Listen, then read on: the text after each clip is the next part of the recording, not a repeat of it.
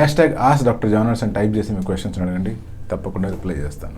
P Subbu sir, nutrition లోపం వల్ల ఊడిన hair మళ్ళీ రీగ్రో అవుతుందా? ఇప్పుడు న్యూట్రిషన్ లోపం వల్ల ఊడిన హెయిర్ అంటే కొంతమంది అదే పనిగా ఫుడ్ తక్కువగా తింటూ ఉంటారు, ఇంకొంతమంది ఇంటర్మీడియట్ ఫాస్టింగ్ అనేది ఉండొచ్చు, ఇంకొంతమంది రకరకాల డైట్ ఫాలో అవ్వచ్చు, ఇంకొంతమంది నిజంగానే ప్రాపర్ రీసోర్సెస్ లేక ఫుడ్ తక్కువ తింటూ ఉండొచ్చు.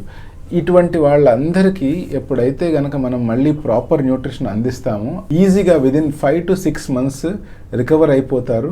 వాళ్లకు లాస్ అయిన హెయిర్ కూడా మళ్ళీ బాగా గ్రో అయిపోతాయి.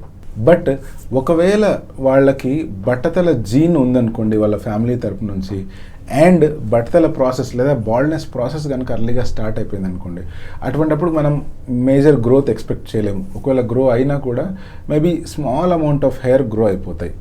బట్ అదర్వైజ్ ఒకవేళ ఇటువంటి జీన్ ఏమీ లేదు, డిఎస్టీ ఇన్ఫ్లుయెన్స్ ఏమీ జరగట్లేదు అంటే మాత్రము మనం ప్రాపర్ న్యూట్రిషన్ ఇవ్వగానే లాస్ అయిన హెయిర్ అంతా మళ్ళీ మొత్తం రీగెయిన్ చేసుకోవచ్చు.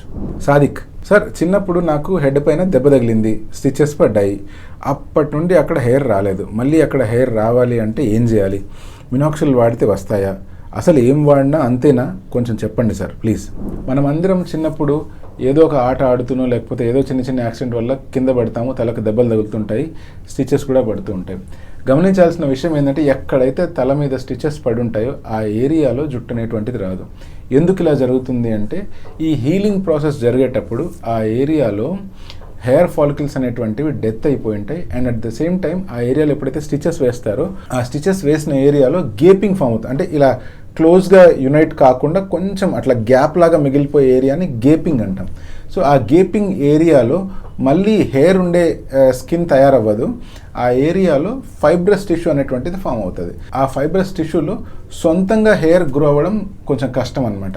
అందుకనే ఆ స్కార్ అనేటువంటిది అలా మిగిలిపోతుంది. ఇప్పుడు ఆ స్కార్ మీద కనుక జుట్టు రావాలి అంటే మినాక్సిల్ వాడినా, ఆయిల్ వాడినా, ఎటువంటి మీరు క్రీమ్స్ వాడినా కూడా అక్కడ హెయిర్ రాదు. అక్కడ హెయిర్ రావాలంటే చేయాల్సిన ఒకే ఒక పని ఏంటి?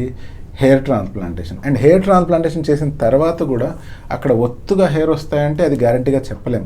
ఎందుకంటే ఆ ఫైబ్రస్ టిష్యూలో ఎంతవరకు బ్లడ్ సప్లై ఇంకా మిగిలి ఉందో దాన్ని బేస్ చేసుకొని గ్రోత్ ప్యాటర్న్ ఉంటుంది.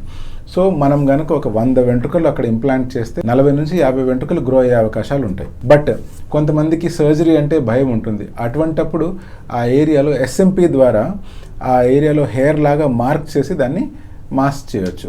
బట్ రియల్ హెయిర్ కావాలంటే హెయిర్ ట్రాన్స్ప్లాంటేషన్ ఒక్కటే సమాధానం. Bhanuprakash sir, baldness jeans mother నుంచి వస్తాయా లేదా ఫాదర్ సైడ్ నుంచి వస్తాయా? నిజానికి ఈ జీన్స్ అనేటువంటివి బోత్ సైడ్ నుంచి ట్రాన్స్ఫర్ అవుతాయి. బట్ మదర్ సైడ్ నుంచి వచ్చే జీన్స్ ఎక్కువగా ఎక్స్ప్రెస్ అవ్వడం మనం గమనిస్తూ ఉంటాం.